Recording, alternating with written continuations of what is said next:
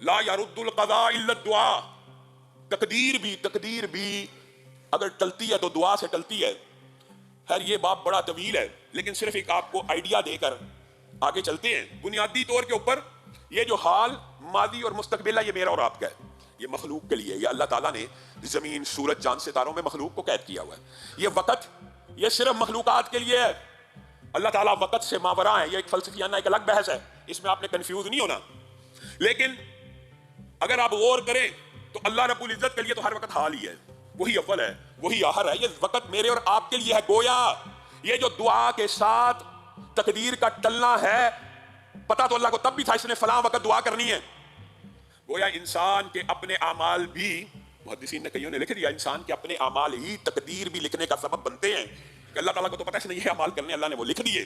اس میں آپ نے کنفیوز نہیں ہونا. لیکن آپ کو جو بات سمجھانے کا مطلب ہے وہ یہ ہے کہ جو اللہ رب العزت یوم کتابت تقدیر میں آپ کے لیے مصیبت لکھ چکا ہے، پریشانی لکھ چکا ہے، فرشتہ جب وہ پریشانی دینے آتا ہے تو اللہ رب العزت اس کو کہتے ہیں رک جا، اس بندے نے اتنے بج کے اتنے منٹ پر میرے سے دعا کی تھی کہ میں اس کی مشکلات کو دور کر دوں. لکھی تھی تیری ڈیوٹی ہے اس رجسٹر پہ عمل کرنے کی، لیکن تیرے رب نے اس کی دعا کو قبول کرتے ہوئے اس کی مشکل کو دور کر دیا. یہ تقدیر کا باب ہے کہ دعا، ان الدعاء ينفع مما نزل ومما لم ينزل.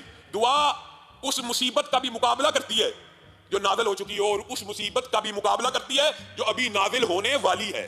دعا آسمان سے مصیبتیں اترتی ہیں، یہاں سے دعائیں اوپر جاتی ہیں، دونوں آپس میں ٹکراتی ہیں. دعا ان مصیبتوں میں بھی فائدہ دیتی ہے جو پہلے سے نازل ہو چکی ہوں، اور ان مصیبتوں میں بھی فائدہ دیتی ہے جو ابھی نازل ہونی ہے. آپ کو اور مجھے یہ وہم ہے کہ ہم نے یہ دعا کی، اللہ نے سنی کوئی نہیں. ہم نے یہ دعا کی، اللہ نے یہ بھی نہیں سنی. تو اس بارے میں ایک حدیث پاک کا مفہوم سمجھ لیجئے.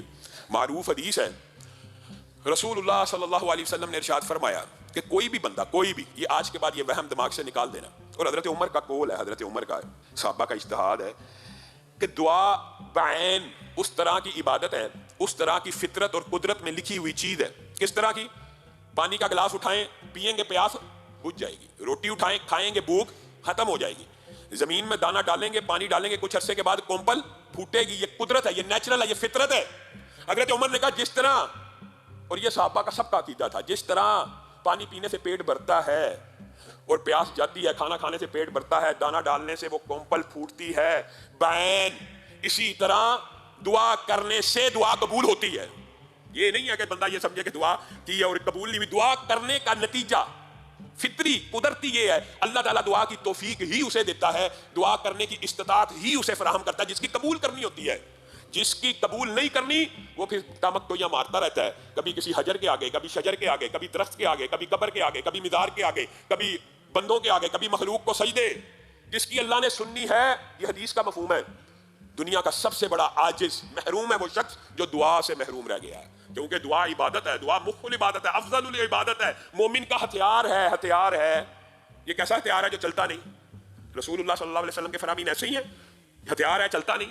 دعا کی یہ قبول نہیں ہوتی. دعا کرتا ہی وہی ہے جس کی اللہ نے قبول کر